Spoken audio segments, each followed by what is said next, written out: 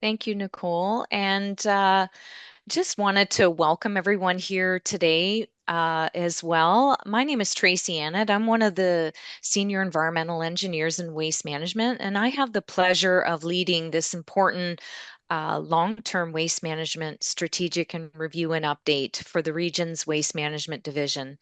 And before we progress into our meeting agenda, I just would like to pause and complete a land acknowledgement. The region of Waterloo is situated on the lands within the Haldeman Treaty of 1784, a formally ratified agreement acknowledging 6 miles on either side of the Grand River as treaty territory belonging to 6 nations of the Grand River. The region of Waterloo serves an area within the traditional territories of the Anishinaabe, Chinantan, and Haudenosaunee peoples. This territory is within the lands protected by the Dish with One Spoon wampum. We acknowledge the enduring presence, knowledge, and philosophies of Indigenous peoples. We acknowledge the continuing accomplishments and contributions Indigenous peoples make in shaping Waterloo region. And I just wanted to add further that I've had a chance to personally reflect on land acknowledgements. And as a visitor on this land, coming from Wyoming, Ontario, composed of First Nations and Métis, and as the project manager for the long-term waste management strategy, I've had a chance to reflect and commit to deepen my own understanding of the local Indigenous communities and better understand my responsibilities under this project to the land, our environment, and our community for future generations. Next slide, please, Nicole. Thank you so much. So, just by way of some background, the region kicked off the long-term waste management strategic review and update in the fall of 2024. And this important project was awarded to Dillon Consultants. And you'll get a chance to meet the consulting team a little bit later in this meeting. And the Dillon team has done a great job to date working on providing a comprehensive summary of all things waste management. So, a documentation of all our infrastructure, policies, and services that we provide under our regional waste management system. As well, the Dillon team has interviewed a number of my waste colleagues to really get a sense of where did the region get to in implementing the 2013 strategy recommendations and complete a little bit of analysis as to what are some of the external and internal factors that that affected the implementation plan, and most importantly, what makes sense to carry forward in this long-term strategic review. And we're now at the point to complete our phase 1 engagement, which we've called building the foundation. So this is where we really want to do a lot of engagement with our residents and businesses within Waterloo Region to not only educate you on our programs and services, but really hear from you and find out what are we doing well? What are the programs that are really helping us divert as much waste away from the landfill as possible? What are some potential community partnerships that we should explore as we um, carry on throughout our project? And also, what are some of your ideas that we should consider? We do have 2 more planned phases of engagement, so really excited to have our discussion here today. So, our workshop objectives today are to share the vision and guiding principles, to get an understanding of you on what is working well in terms of our programs and services, and perhaps what we should improve on and carry forward to the next phase of the project. I'm most excited about generating ideas regarding how can we maximize how much waste is sent to our one and only landfill, because that landfill has a finite site life. And how can we foster and establish a circular economy building on our past successes? So I am so proud of this community. We have really well entrenched and long-standing diversion programs that my colleagues on this call and in our group have worked so hard to educate our residents and implement. And as a result, we have a high 10-year diversion rate, but we know that there's more we can do and there's more we should explore doing. So our agenda for today is to complete some introductions of both the region's waste project team as well as the consultant team. And then I'm going to pass the presentation over to Dylan to complete a project overview. I'll provide a summary of our current state of our waste management systems. Nicole will make sure that we have time for question and answer. And I'm most excited about the discussion component where Nicole is going to lead us through a virtual whiteboard exercise and pose some questions to this group and really get some good feedback in terms of what are some things that we should consider going forward. So in terms of introductions, I've already introduced myself, Tracy Annett, the project manager for this long-term strategic review and update. And my role in this project is just really to make sure that we do a good job doing comprehensive engagement throughout the entire project with our residents as well as our businesses to which we serve. And with that, I'm going to turn it over to Rachel. Hi, my name is Rachel Vaillancourt. I'm the Manager of Engineering and Infrastructure and Waste Management at the region. I am supporting Tracy in this project.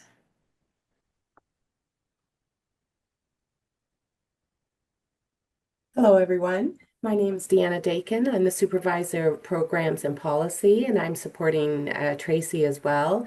My team will take any of the recommendations that we get from Council and the long-term strategy and implement them in our community. Over to Dylan. James, did you want to introduce yourself as well before we move on to Dylan? Sure thing. My name is James Wood. I do waste communications with the region of Waterloo, and I'm assisting the project team with the public engagement on this work. Great, thanks, James.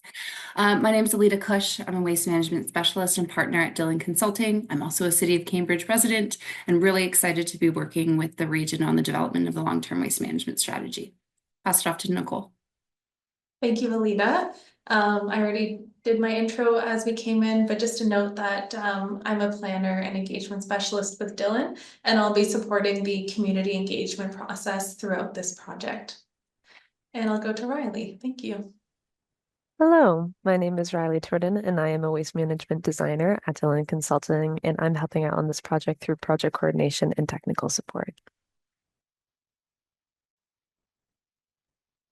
Thanks so much, Riley. And I'll take it from here. I'm going to do a couple introduction polls for this group just to get to know who's in the room with us today. So in a few seconds here, I'm going to launch a poll that you'll see pop up on your screen. We just want to know where people are joining us from today. So you have a couple options to select there, just to let us know who's in the room. Okay, great. Looks like we have everyone's answers so far. Thanks for your participation. I'll end the poll and share the results. So you can see we have a really good mix of folks with us today, joining us throughout the region. So thanks so much for joining. Okay, I'm just going to close that. And we also have a little fun icebreaker that we like to do. Generally, we attract people to these types of events who are quite passionate about waste management. So we're looking for you to share a small change that you've made or want to make to reduce waste in your own home or in your day-to-day life or at work. We just welcome you to use the chat, or you can raise your hand and share something with us. We got a lot of great suggestions and feedback so far, and some I will adopt in my own personal life as well.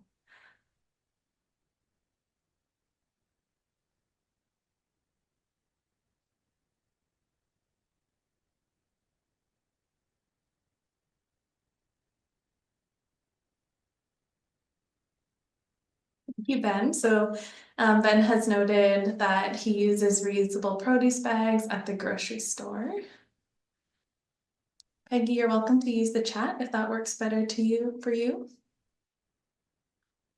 Oh, I like this one a lot. Organizing your fridge so close to expiry food items are more visible. That's a good one. Drinking water out of reusable water bottles, reusing glass containers, backyard composting, more single-use plastics reduction, shopping at bulk stores. These are all great. And like Tracy said, I know the region appreciates you doing these to save that landfill space. So thank you so much, everyone, for doing some great work in your own home already. And thrifting, that's great. Thank you so much for sharing, everyone. We really appreciate hearing all those ideas and suggestions. Feel free to keep populating the chat. We get some great feedback that way. So go ahead and from here, I'll just pass it over to Alita, who's going to walk us through the project overview. Great. Thanks, Nicole. So you can move to the next slide. So the region of Waterloo is updating its long-term waste management strategy to address the changing waste management needs of our growing community. The intent is to support sustainable and affordable waste management practices. And the strategy framework is really going to guide the region for the next 25 years. The anticipated completion date for this long-term waste management strategy is spring of 2026. So there's a number of key items that I want to note that are going to guide the project and what are the project purpose and goals. So when we're developing the long-term waste management strategy, we want to make sure that we are minimizing environmental impacts. So anything that's recommended or any potential changes. We want to make sure that waste is managed sustainably and responsibly. The region already does a great job of this. However, any new programs and initiatives, again, we want to make sure that that continues.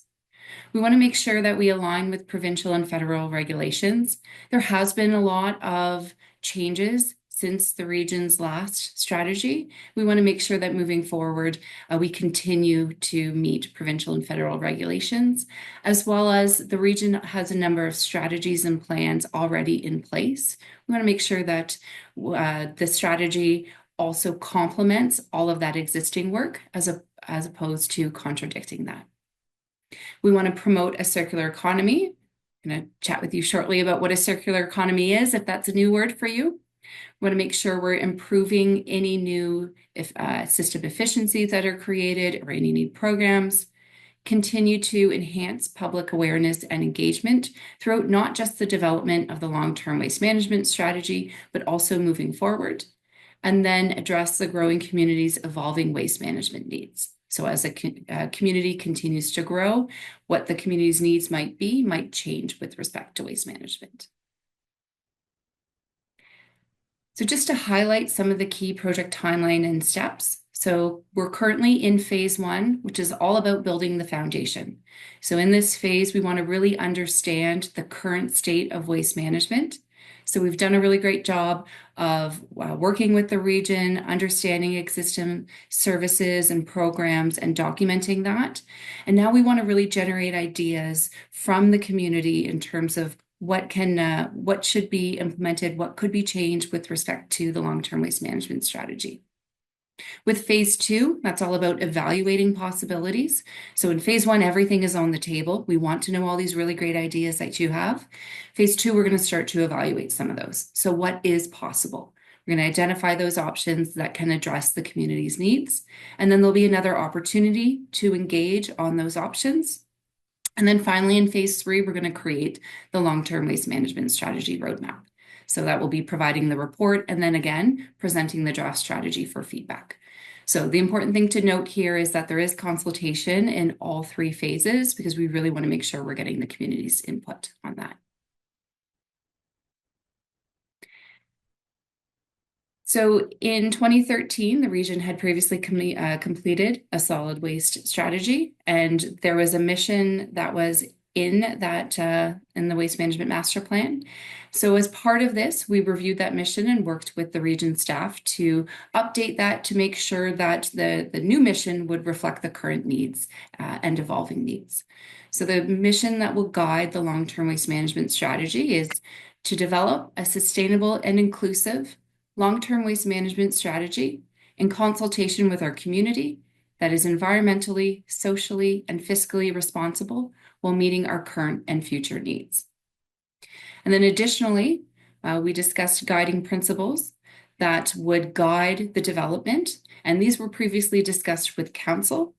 So we reviewed these and confirmed that yes, these guiding principles should guide the long-term waste management strategy. So first and foremost, to collaborate with the community and region partners to achieve climate and energy consumption reduction targets. Second, to align waste management services with the principles of a circular economy. And third, to explore new and additional opportunities to reduce waste. So I mentioned the term circular economy a few times. I believe that Tracy has as well. So if this term is new to you, just to describe what that is. So circular economy is all about trying to keep your resources in that circular loop. When you have a resource, you want to try to continue to reuse it over and over again before you end up taking it out of the loop and having to dispose of that. So a really great example of that could be perhaps, most of us have a toaster in our homes, and perhaps your toaster breaks. So as opposed to throwing out that toaster and going and purchasing a new one, you could perhaps go and take that to a repair cafe where it could be repaired. After it's repaired, you could reuse that for many more years. Potentially after that is really at the end of its life and you cannot repair it anymore, perhaps there's something that could be done with the metal. Perhaps it could be recycled or it could be converted into something else.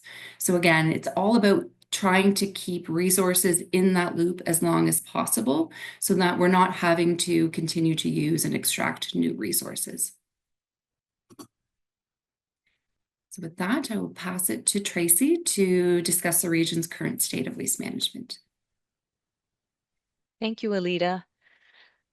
So since 1973, the region has been responsible for waste collection, disposal, and diversion programs for our residents and businesses across the region. And the businesses include the industrial, commercial, and institutional non-hazardous waste. And shown in the picture on the left is a photo taken of our south expansion area at our Waterloo landfill site, where we're actively landfilling until the end of the life of the Waterloo landfill. In the forefront or in the middle of the picture is our South Waste Management Operations Center located at 1516 Glasgow Street. And right in behind on the right-hand side of the photo is our latest landfill cell where we're actively filling.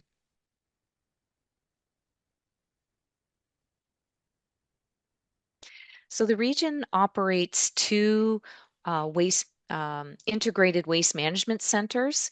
The photos on the left side is showing a nice overview of our Cambridge Waste Management Center. And starting at the top left of the photo is where we formerly landfilled waste up until about 2001, pardon me, and then the region closed out that landfill and completed installation of final cover. In the central part of the photo is where we have our small vehicle transfer station and our bulk transfer station and our stormwater management pond. Basically, all the residential and commercial waste that is received at our bulk transfer station is transferred to our Waterloo landfill site for ultimate landfill and disposal. As well, Nicole is outlining our compost operations, which we centralized a number of years ago. So all the leaf and yard waste that you set out at the curb is centralized and composted at our Cambridge facility. As well, we operate a number of environmental control systems at both our Cambridge and our Waterloo landfill site, as well as several of the closed landfill sites in the region that the region's responsible for. And now an overview of our Waterloo Waste Management Center shown in the photo on the right. This is a great aerial outlining all the services that we operate out of that site. In the top left corner is our south expansion area where we're actively landfilling, just from another view. And then Nicole's going to outline the central original landfill area and our north expansion area where we've completed landfilling and final cover installation. And at the north end of our site, which is accessed via Gate 1 and Gate 2 along Herb Street, where residential and business customers can access our site, we have our administration building, our main scales, our material recycling center, where up until the province-wide extended producer policy, the region received and processed recyclable materials, as well as our small vehicle transfer station, where we receive a number of materials as well as we complete our organic or food waste bulk transfer to one of two contractors for composting of our food waste. Next slide, please, Nicole.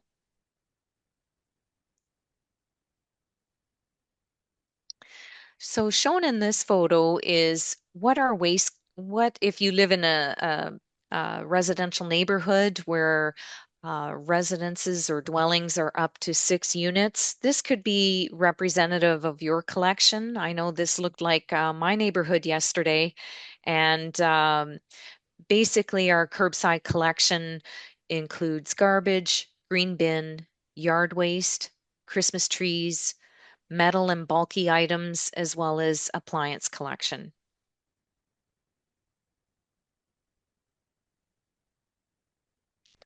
And our drop-off diversion programs that we operate through our Cambridge and Waterloo waste management centers include household hazardous waste, bulky item and appliances, as well as voluntary wooden pallet and drywall diversion programs, to name a few. I love to show this photo, and my colleagues on this call do a great job understanding what is the waste composition in our stream in our garbage stream. So the image on the left-hand side of this slide shows the breakdown of the residential waste composition from an audit that was completed in 2018 and 2019. So starting from the bottom of the bag, about 41% of the contents were truly garbage items. And that correlates to everything on the pie chart on the right-hand side of the screen, with the exception of the blue and green materials. So other materials, a portion of textiles, and a number of non-recyclable items that we do not take through our diversion programs. Non-recyclable plastics, packaging, metals, etc. Thankfully, it doesn't look like there was too many batteries, and we really appreciate when batteries are handled properly so that they do not cause landfill fires. Going back to our image on the left, the highest component of the contents of this waste is 46% green bin. And that's really our food waste organics. And for those of you who may not be aware, food waste, when it decomposes in the landfill, creates methane, which is a big greenhouse gas contributor. So although we're doing a great job through collectively utilizing our green bin program, it looks like there's more that we can and should be doing to divert food waste away from our landfill. And then the last component of that waste composition study is 13% blue box materials, and that's attributed to fibers and containers that could be handled through existing diversion programs. So what we take away from the waste composition and diversion, and what we have advertised and educate that in our promo and education materials that as of 2023, we've been able to achieve a residential diversion rate of 64%. And that's again attributed to the collection programs that we rolled out in 2017 and our residents collective great great contribution and great participation in those programs. But as we saw in that image that was on the last slide, with 40%, 46%, pardon me, organic waste still in the garbage stream, there's room for improvement. And lastly, we haven't studied yet waste diversion or the waste composition of large apartment buildings. And this is important because we know that the Waterloo region is a slated growth region and that our population is expected to surpass 1 million residents come 2050. And we know that most of that population will be housed within multi-residential dwellings containing 6+ units. And currently, we know very little and do not provide service to multi-residential buildings containing 6+ units. As well, we lack information on the industrial, commercial, and institutional sectors. And so concurrently with this long-term strategic review, the Dillon team is running a concurrent 2-season waste composition audit to see what is it that we receive at our landfill, as well as what's in the residential and business streams in our Waterloo small vehicle transfer station. And we're hoping that this will fill some existing data gaps and help us inform those option identification when we get into phase 2 of this assignment and project. Next slide, please. So this is a great illustration of our 10-year residential diversion rate. And really, where have we collectively come to since our 2013 strategy? And we know, based on our residential participation, the jump that we saw between 2016 and 2018 was directly attributed to collection changes that were recommended in the last strategy. So we've standardized services across the region. We moved from weekly to bi-weekly garbage collection, and that drove up participation in our green bin and blue bin diversion programs that we still collect on a weekly basis. And so we have one of the top diversion rates across the region, but we don't want to rest. Region Waterloo has a spirit of continuous improvement. And now that we're out of the recycling collection and diversion program, our metrics are going to change going forward, and that's really going to be a component of this long-term strategic review. Is what should be the key performance indicators going forward, so that we know how well we're doing with any diversion programs that are being recommended out of this project. So with that, I'll turn the presentation back over to Alida. Great, thanks, Tracy. So one of the things that we've completed to date with the region is a SWOT analysis. So that's where we look to understand the strengths, weaknesses, opportunities, and threats that need to be addressed as part of the long-term waste management strategy. So we held a workshop with a number of key individuals with the waste management team. And today I just want to go through some of the themes that came out of that SWOT analysis. So some of the strengths of the region is the adaptation and resilience of not just the long-term waste management programs and services, but also of their team. Waste reduction. So the region is already one of the top performing jurisdictions here in Ontario and across Canada. So what else could the long-term waste management strategy address? So how do you build upon that to come up with new programs and solutions? Education and communication, what the region already does is excellent. So how do we build upon that? And then also collaboration and sustainability. In terms of challenges, I'd mentioned previously that the legislation and regulation has changed since the last Waste Management Master Plan was completed in 2013. So making sure that any new programs or suggestions or recommendations that they really continue to address legislation and regulation. Tracy had noted data gaps, so making sure that any data gaps are acknowledged, as well as potential recommendations in terms of how could those data gaps be mitigated. And of course, resources. So we do note financial constraints, however, not just financial constraints, so also staffing, people, making sure we have the right equipment. So that can often be a challenge. The community is growing, so making sure that waste management needs continue to address a growing community, and then also system and operational changes. In terms of opportunities, so circular economy, we want to make sure that the long-term waste management strategy addresses circular economy and is really driven by a circular economy. Data and performance, so how do we continue to measure successes? How do we continue to engage, and what new partnerships can be formed in order to meet the long-term objectives of this waste strategy? What new diversion programs could be implemented or enhanced, as well as how do we continue to mitigate methane and methane gas?